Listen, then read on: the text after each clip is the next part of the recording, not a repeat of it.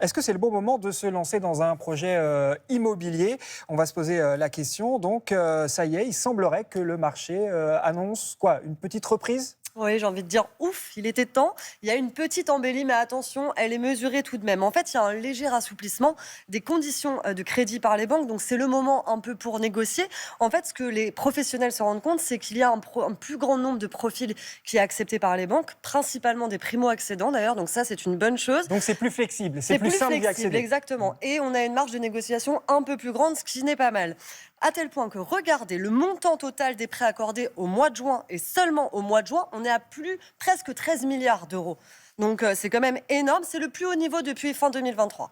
Waouh, alors donc ça veut dire que ça va mieux. Ça va mieux, exactement.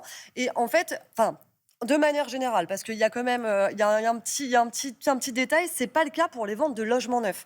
Là, ça va un peu plus mal. Selon les données publiées ce mercredi par le ministère chargé du logement, au deuxième trimestre 2025, les achats de logements neufs ont diminué de 2,3%. Ça représente que 15 726 logements.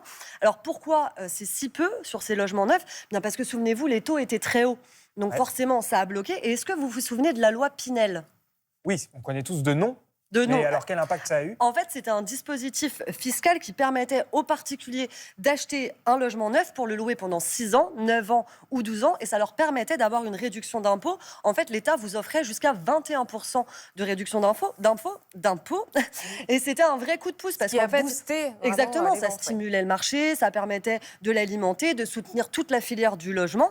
Mais là, le dispositif, il a été arrêté le 31 décembre 2024 parce que selon la Cour des comptes, il était inefficace, il était trop coûteux pour les finances publiques. Résultat, tous les investisseurs se sont retirés, forcément.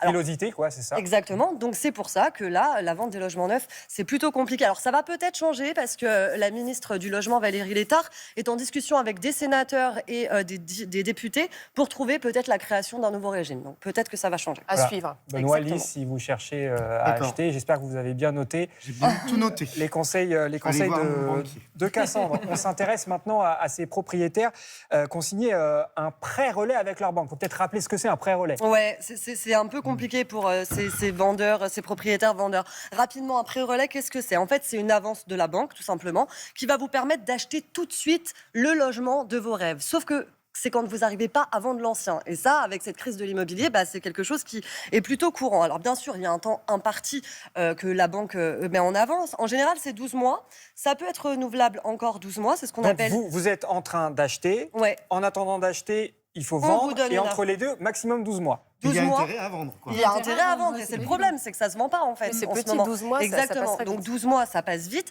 C'est renouvelable 1 an, c'est ce qu'on appelle une prorogation. Et ces demandes donc de prorogation, de prolongement, elles sont nombreuses. C'est plus 25% en 2024. Ça veut bien dire que les gens n'arrivent pas à vendre. Et le problème, c'est encore ces taux d'intérêt qui étaient trop élevés. Et en fait, là, les taux d'intérêt pour ces prêts relais, ils sont eux aussi élevés. On est entre 3 et 4% et demi parce qu'il y a plus de risques pour les banques. Regardez, pour vous donner un ordre d'idée de combien ça peut coûter, si la banque vous accorde un prêt relais de 180 000 euros, Ouais. avec un taux à 3% et demi, et en fait, ça vous revient à 525 euros par mois. Donc forcément, si vous mettez 2 ans à vendre, c'est énorme, ça monte à 12 000 euros. Ça peut être Mais un vous piège. nous dites quand même que ça va mieux. Oui, après la pluie Voilà. vient le beau temps, enfin. Pour les propriétaires qui ont un prêt relais, il y a enfin une embellie. Souvenez-vous, je vous disais qu'il y avait plus 25% de demandes de prêt relais prolongées en 2024. C'est tombé à autour de 19%. Là, donc, ça veut bien dire que là, certains propriétaires ont enfin réussi à vendre leur ancien logement et à en terminer avec ce prêt relais qui devait être assez lourd pour eux.